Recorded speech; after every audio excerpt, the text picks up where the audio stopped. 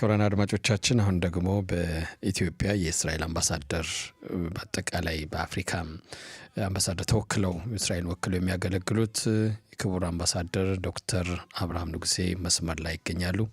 ሰላም ጤና ይስጥልኝ ክቡር አምባሳደር ዶክተር አብርሃም ንጉሴ። ሰላም ጤና ይስጥልኝ አቶ አይቸው፣ አቶ ሰጠኝ እንዲሁም አድማጮቻችን በሙሉ። እኔ በጣም ደህና ነኝ። እንደምን አደሩ? በቅድሚያ እንግዲህ አንተ እያልን እንድናወራ ከወዲሁ ይፈቀድልን። ሰጠኝ ድምፁን አጥፍቷል። የተፈቀደ ነው። አምባሳደርን ያክል አንተ ብሎ ማውራት በጣም ይከብደናልና በአንተ ተው እንቀጥል።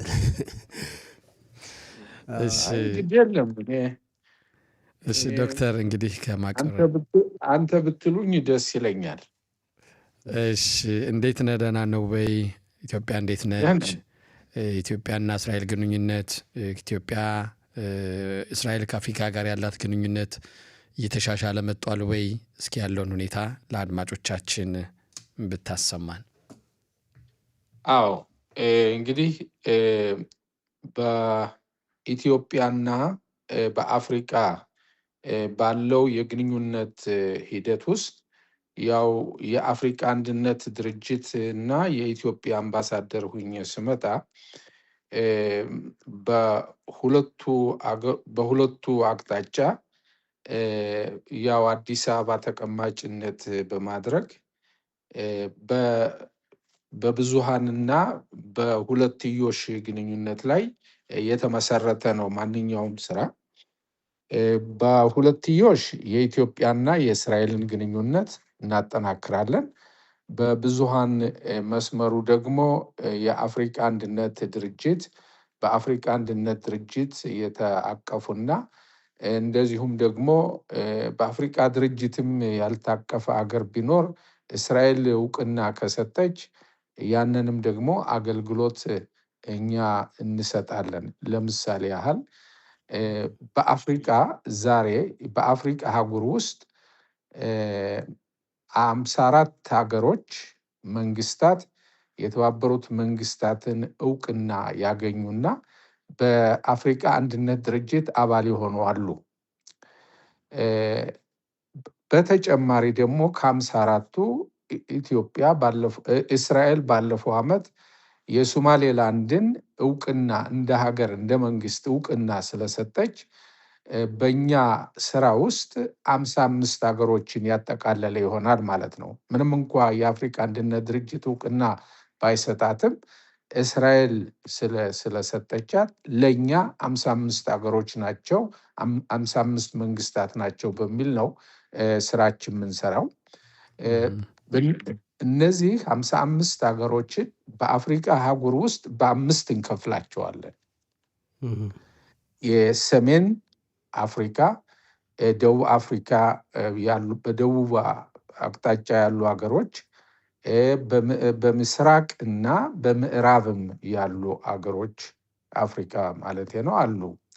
በእነዚህ ሁሉ ሀገሮች ወዳጆች በብዛት አሉን። ደግሞም እስራኤልን ደግሞ የማይወዱ ከእስራኤል ጋር ግንኙነት የሌላቸው አገሮች ደግሞ አሉ። ነገር ግን ከዚህ ከ55 ሀገሮች ውስጥ ብዙሃኑ 44ቱ መንግስታት ከእስራኤል ጋር ዲፕሎማሲ ግንኙነት ያላቸው ናቸው። ከ55ቱ 44ቱ ከሁሉም የኤምባሲ አምባሳደር ወይም የኤምባሲ ጽሕፈት ቤት ባይኖራቸው የዲፕሎማሲ ግንኙነት ኑሯቸው የማንኛውንም የኤምባሲ አገልግሎት ከአካባቢው ካለው የኤምባሲ ጽሕፈት ቤት ያገኛሉ ማለት ነው። ለምሳሌ እኛ አሁን እዚህ አዲስ አበባ ያለው የእስራኤል ኤምባሲ ለኢትዮጵያ እና ለአፍሪካ አንድነት ድርጅት በተጨማሪ ለሶማሌላንድ እና ለደቡብ ሱዳን የኤምባሲ አገልግሎት እንሰጣለን። የሶማሌላንድም ሆነ የደቡብ ሱዳን አምባሳደር ተሰይሞላቸዋል፣ ግን የኤምባሲ ጽሕፈት ቤት አልተከፈተም። አምባሳደሮች የተሰየሙት ተቀማጭነታቸው በእስራኤል ሀገር ነው።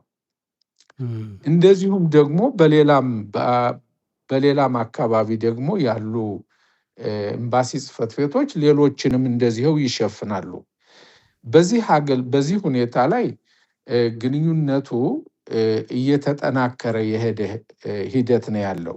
እንደሚታወቀው እስራኤል ከተቋቋመች በኋላ ብዙ የአፍሪካ ሀገሮች ነፃነታቸውን ከቅኝ ግዛት ያገኙ ከዚያ በኋላ ነው። በዚህ ወቅት ላይ እስራኤል ከፍተኛ ሚና ተጫውታለች። ምክንያቱም ምንም እንኳ እስራኤል ገና አዲስ መንግስት ብትሆንም ብዙ አገሮችን ረድታለች። ነፃነታቸውን ካገኙ በኋላ ኢኮኖሚያቸውን መስመር ለመገንባት፣ የወታደራቸውን የደህንነታቸውን መስመር ለመገንባት በተለያየ መልክ የማህበራዊ መዋቅሩን በማጠናከር በተለያዩ አገሮች ይረድተዋል። ያ የተደረገው እርዳታ እስከ ዛሬም ድረስ የቀጠለ ስለሆነ ዛሬ ባለንበት ወቅት በሁኔታ ላይ እነዚህ የአፍሪካ ሀገሮች ከእስራኤል ጎን የተሰለፉ ናቸው። ለዚህ ነው ከብዙሃኑ የአፍሪካ ሀገሮች ከእስራኤል ጋር ግንኙነታቸውን ያለ በተለይ በአሁኑ ወቅት ዲፕሎማቲክ ስትራቴጂካሊ ስንመለከተው ለእስራኤል በተለይ ከጥቅምት 7 በኋላ ለእስራኤል ከአውሮፓ ሀገሮች ይልቅ ከእስራኤል ጎን በተባበሩት መንግስታት በኩል ድምፅ በመስጠት በዚህ በአፍሪካ አንድነት ድርጅትም ደግሞ በእስራኤል ላይ የሚጠነሰሰውንና የሚቀርበውን ጸረ እስራኤል አቋም በመቃወም በኩል ከእስራኤል ጎን የተሰለፉት በአፍሪካ አህጉር ያሉ እነዚህ 44 ሀገሮች ናቸው። እነዚህ 44 ሀገሮች ወዳጅነታችን ደረጃ አለው። ከፍተኛ ወዳጅነትና ጥብቅ ግንኙነት ያለን አሉ። ቁርጠኛ ወዳጅነት ያሉ አገሮች አሉ። ከነሱም አገሮች በይበልጥ ኤምባሲ ጽሕፈት ቤት ተከፍቶ አምባሳደርም ተቀማጭ ከዚያው በመሆን ብዙ ደረጃ ላይ አለ። ለምሳሌ ኢትዮጵያን ብንወስድ ኢትዮጵያ በወዳጅነትና ለእስራኤል ቁርጥ ወዳጅ በመሆን በአንደኝነት ደረጃ የምትመራው ኢትዮጵያ ናት። ከዚያም ቀጥሎ ሌሎች ሀገሮች አሉ እንደነ ደቡብ ሱዳን የመሰሉ ሌሎችም እንደነ ካሜሮን፣ እንደነ ጋና፣ እንደነ አይቮሪ ኮስት አሉ። ሌሎችም ሀገሮች ግን ኢትዮጵያ እና እስራኤል እንደሚታወቀው ግንኙነታቸው ልዩ የሆነ ግንኙነት፣ መሰረታዊ የሆነ የብዙ ሺህ ዘመናት ግንኙነት ያላቸው አገሮች ስለሆነ በታሪኩም በሃይማኖቱም በባህሉም ከ3000 ዓመት ያላነሰ ታሪካዊ ስር የሰደደ ግንኙነት ስላለ የሁለቱ ህዝቦች እና ሀገሮች ወዳጅነት በጣም የጠነከረ ነው። ጥሩ ክቡር አምባሳደር፣ አሁን በተለይ ከቅርብ ጊዜያት ወዲህ በላቲን አሜሪካ ሀገራት ግንኙነቱ የሻከረው ሁሉ ከቬኔዙዌላ ከሌሎችም ከኮሎምቢያ ጋር የበለጠ እየተጠናከረ መጥቷል እና እንደዚህ በጦርነቱ ምክንያት በአፍሪካም ሀገር ከእስራኤል ጋር ችግሮች ነበሩ በአንዳንድ ሀገራት እና አሁን እየተሻሻሉ የመጡ ነገሮች አሉ ወይ? እንደዚህ በፊት በጠላትነት የሚያዩ አሁን ደግሞ ወዳጅ የሆኑ የመጡ ሀገራት አሉ ወይ? ሁኔታውን በመረዳት እርግጥ እንግዲህ ቀደም ብለህ እንደጠቀስከው በእውነት እንደ አፍሪካ ደግሞ አሁን የደቡብ አሜሪካ አህጉር ደግሞ ለእስራኤል ጥሩ ደጋፊ ሆኗል። አሁን ወደ አፍሪካ ስናተኮር በአፍሪካ ውስጥ በግልጽ ዲፕሎማቲክ ያደረጉትን 44 ሀገሮች ብያለሁ። አሁን ለምሳሌ ደቡብ አፍሪካን ብትወስድ ዲፕሎማሲነቱ ያው ይቀዝቅዝ እንጂ ዲፕሎማሲነቱ እንዳለ ነው። ግን የነበረው በአምባሳደር ደረጃ የነበረው ግንኙነት በተለይ ወደ ሃግ ወደ ዓለም አቀፍ ፍርድ ቤት እስራኤልን ሄደው ከከሰሱ በኋላ በአዛብ ምክንያት የወዳጅነቱ ደረጃው ዝቅ ብሏል። ግን ዲፕሎማሲ ግንኙነት አለ። እሱን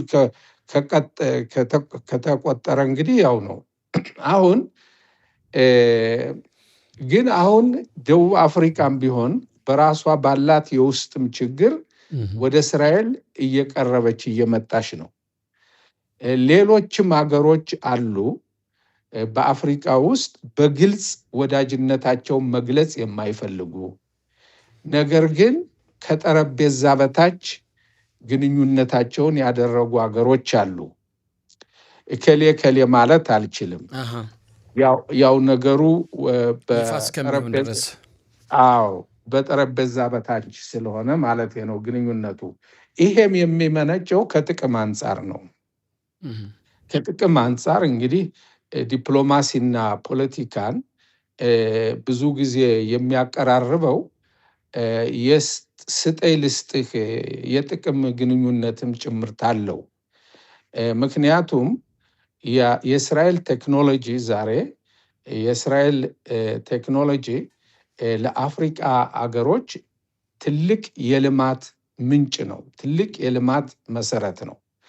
ለምሳሌ ብንወስድ በእስራኤል ውስጥ የተፈጠረው የጠብታ መስኖ አፍሪካ ሀገራት እንደሚታየው በጣም ለም አፈር ስለሆነ ያን የጠብታ መስኖ ወደ አገሮች ዲፕሎማሲም ባይኖራቸው በይፋ ውስጥ ለውስጥ ያንን ጥቅም ማግኘት ስለሚፈልጉ ግንኙነት አላቸው። በደህንነትም በኩል የሄድክ እንደሆነ በማሰልጠንም በኩል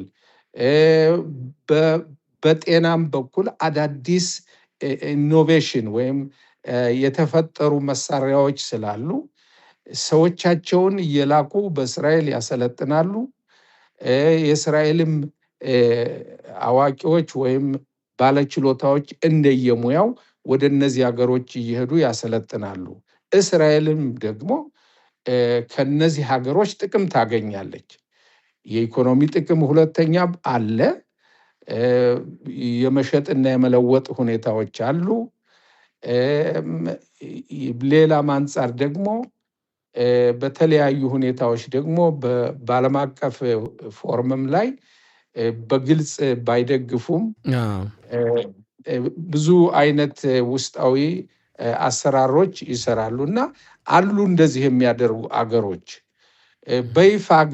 በይፋ ግን ዲፕሎማሲ ግንኙነታቸውን ያደረጉ የእስራኤልን ባንዲራ የተከሉ 44 ሀገሮች ናቸው። በእነዚህም ሀገሮች ላይ ጥሩ የሆነ በትምህርት፣ በእርሻ፣ በጤና፣ በመከላከያ፣ በደህንነት፣ በውስጣዊ ደህንነት በተለያየ መልክ እስራኤል ልምዷን ታሳትፋቸዋለች። እነሱም ደግሞ ለእስራኤል የጋራ የሆነ ትብብርና የጋራ የሆነ ጥቅምን ለሀገሮችን ለመገንባት ጥረት ይደረጋል ማለት ነው እና አገሮች አሉ። ለምሳሌ ሶማሌላንድ ላይ እውቅና ስትሰጥ እስራኤል እውቅና ሰጠች። ሌሎች ሀገሮች አልሰጡም እስካሁን ድረስ። ግን ብቸኛዋ እንደው ይሄ ሁኔታ እስራኤል እውቅና መስጠቷ ምክንያት ሌሎች የአፍሪካ ሀገሮች ትንሽ ተቃውሞ ያሰሙ ሀገሮች አሉ እስራኤል ላይ። በጣም አንደኛ መሪዋ ሱማሌ ናት። ራሷ አገሬን ቆርሳ ሱማሌላንድ የሱማሌላንድ የሱማሌ አካል ናት።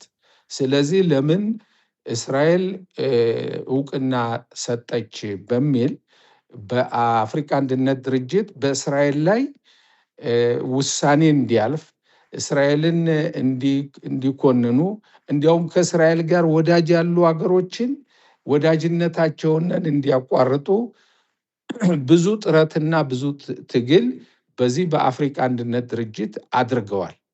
እነሱ ሶማሌ ይምሩ እንጂ ሌሎችም ሀገሮች ለምሳሌ እንደ ጅቡቲ ሊቀመንበሩ ጅቡቲ ነው፣ የጅቡቲ ሀገር ሰው ነው። የአፍሪካ አንድነት ድርጅትን የሚመራው። ሁለተኛ ምክትል ሊቀመንበሯ ደግሞ የአልጄሪያ ናት። ስለዚህ አልጄሪያም ሆነ ጅቡቲም ሆነ ጸረ እስራኤል አቋም ያላቸው ከእስራኤል ጋር ወዳጅ ያልሆኑ ናቸው። ስለዚህ ሶማሌ እንደነዚህ ያሉትን እንደነ ደቡብ አፍሪካ እንደነ ሙሪታንያ እንደነዚህ የመሳሰሉትን አገሮች በማስተባበር በእስራኤል ላይ ውሳኔ እንዲያልፍ እቀባ እንዲደረግ ብዙ ጥረት አድርገዋል፣ ግን አልተሳካላቸውም። ያልተሳካላቸው ምክንያት ምንድን ነው? ወዳጅ ሀገሮቻችን ሎቢ በማድረግ በማስተባበር የነሱ ያቀረቡት ሀሳብ በድምፅ እንዲወድቅ በማድረግ ነው። በቂ የዲፕሎማሲ ስራ ተሰርቷል ማለት ነው። አዎ በጣም በዚህ ሁኔታ አዛንም በተመለከተ ሊባኖንንም በተመለከተ ኢራንንም በተመለከተ ሶማሌላንድንም በተመለከተ በዚህ 2 ዓመት ተኩል 3 ዓመት ሊሆን ነው አሁን ጦርነቱ ከተጀመረ ከኦክቶበር 7 በኋላ በተለይ እስራኤልን ለመኮነን ብዙ ጥረት የአፍሪካ አንድነት ድርጅት መሪዎች ቀደም ብዬ የጠቀስኳቸው ጥረት አድርገዋል፣ ግን አልተሳካላቸውም። ወዳጆቻችን በመተባበር ድምፁን በድምፅ በመሻር የድምፅ ብልጫ ባለማግኘት ሊሳካላቸው አልቻለም እንጂ ብዙ ጥረት ተደርጓል። ጥሩ ክቡር አምባሳደር በጣም እናመሰግናለን። ሌላ ጊዜ ደግሞ በሌሎች ጉዳዮች እንነጋገራለን። ሰላም ቀን እንመኛለን። አመሰግናለሁ። ደህና ይዋሉ። ደህና ዋሉ። ቻው።